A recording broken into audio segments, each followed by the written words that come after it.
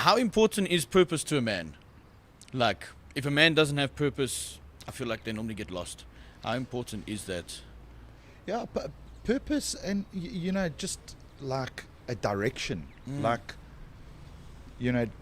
really iron out what it is that you want to do and what it is that you want to achieve instead of just winging it. Like, I'm sure you could get away with winging it. For a while, yeah. But, like to actually have a clear path in your mind in terms of what it is that you want to do. Sometimes the accidental stuff surprises you. So I'll give you an example with me. If you had asked me 6 years ago, would you ever want to own a restaurant, I would have laughed at you.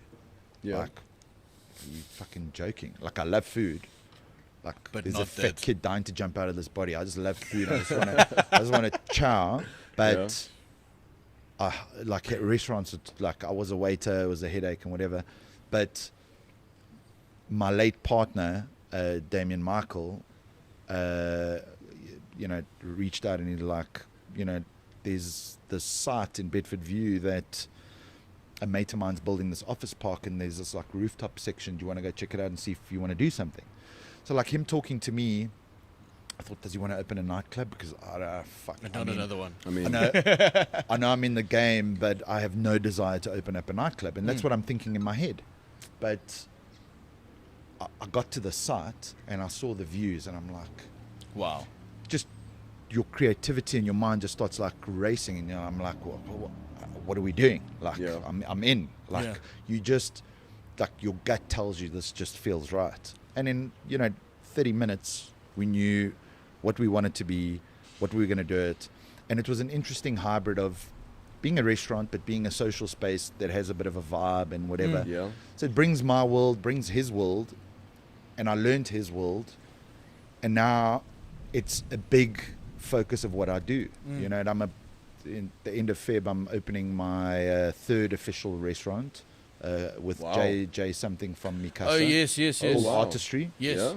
And the parallels between owning a restaurant and putting on an event are insane. It's like it's just like you're putting on an event every day. It's just when you get granular in terms of like the service and running the kitchen, and don't freeze beef and fix the taste, like all those little things that you do, like you don't really actually think about when you go to bed at night. I had to learn, and loving food and loving experiences and making people happy, which that's essentially, if you want to summarize what industry I'm in the happiness business. Like whether that's actually beautiful. Whether you make people dance, whether you make people smile because of food, some sushi they had.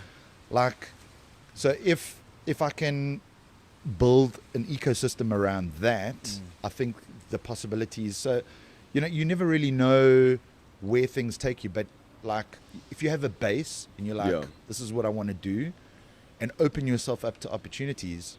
And that's exactly what it was. I mean, my kids were born the year that I opened the Ivy. And